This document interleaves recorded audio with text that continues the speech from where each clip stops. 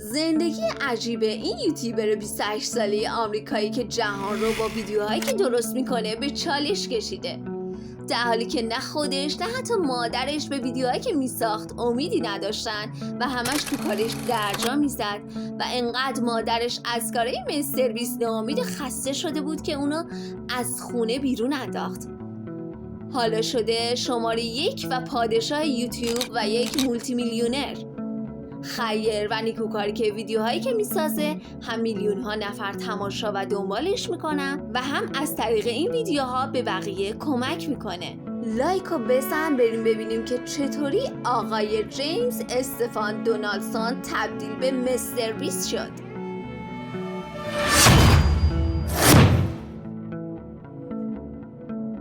جیمز استفان دونالدسون در تاریخ 7 می 1998 در ویچیتا کانزاس به دنیا میاد. دونالدسون در کارولینای شمالی بزرگ شده و پدر مادر اون که یک ارتشی بودن تو سال 2007 از همدیگه طلاق میگیرن. در اوایل سال 2012 دونالدسون در سن 13 سالگی شروع به ارسال ویدیو در یوتیوب تحت عنوان مستر بیست 6000 کرد. ویدیوهای اولی اون شامل انجام بازی‌های ویدیویی و تخمین ثروت سایر یوتیوبرها بود.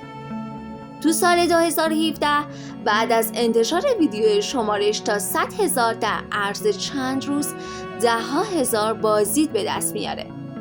تو پاییز سال 2016 جیمی دونالدسون به نظر نمی رسید که در آینده یک سلبریتی مولتی میلیونر باشه و اون پسر 18 ساله خجالتی به مدت 5 سال از خونه مادرش در ایالت کارولینای شمالی و ایالت آمریکا در یوتیوب ویدیو گذاشته بدون اینکه به موفقیت قابل توجهی دست پیدا کنه. مادر جیمی از اون خواست که به دانشگاه بره، اما اون بعد 2 هفته تحصیلات دانشگاهیش رو رها کرد. اون به جای رفتن به کلاس‌های درس بیشتر وقت خودش رو صرف ویرایش ویدیوهاش میکرد و بعد از رها کردن دانشگاه مادر جیمی انقدر از پسر خودش ناامید شده بود که اون رو از خونه بیرون انداخت. تو سال 2017 بعد از انتشار ویدیو شمارش تا 100,000 در عرض چند روز 10,000 بازدید به دست میاره و تو گذشت زمان سبک محتوایی اون متنوع میشه و شروع به انتشار ویدیوهای چالشی با اهدای پول که افراد با انجام وظایف سخت و چالش‌های بقا پاداش مالی دریافت میکردن.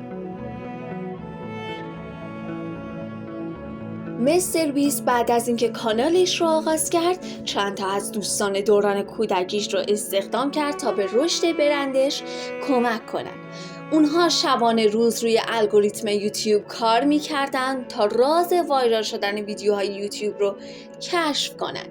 به گفته خود مستر بیست که میگه به مدت 5 سال همیشه از خواب بیدار میشدم و غذامو سفارش میدادم و بعد از اون تمام روز رو پشت کامپیوتر میشستم و بیوقفه درباره یوتیوبرهای دیگه مطالعه میکردم. کانال اصلی یوتیوب مستر بیست دارای 313 میلیون مشترکه و پرمشترک‌ترین و پردرآمدترین تولید کننده محتوا در یوتیوب هستش. تو سال 2022 هم در رتبه بندی فوربس قرار گرفته. در کنار کانال اصلی اون چندین کانال دیگه از جمله بست، مستر بست گیمینگ، ریاکت و مستر بست شورتس رو اداره میکنه. مستر بیست یکی از 10 تا از پردرآمدترین یوتیوبرهای سال 2020 بوده. همچنین او بنیانگذار شرکت‌های مستر بیست برگر و فست بلز و هم بنیانگذار بنیادهای خیریه تیم تریس و تیم سیز هستش که به ترتیب برای اونها 23 و 30 میلیون دلار کمک مالی جمع آوری شده. دونالدسون 4 بار در جوایز استریمی در سالهای 2020، 2021، 2022 و 2023 برنده جایزه خالق سال شد. اون همچنین 2 بار در جوایز انتخاب کودکان نیکول دئون در سالهای 2022 و 2023 برنده جایزه سازنده مرد مورد علاقه شد. در سال 2023 مجله تایم اون رو به عنوان یکی از 100 فرد تاثیرگذار در جهان معرفی کرد. دکمه سابسکرایب رو بزن تا بریم ببینیم که رمز موفقیت مستر بیست سالهای اخیر چی بوده. ساخت بازی مرکب و بستن مأمور FBI.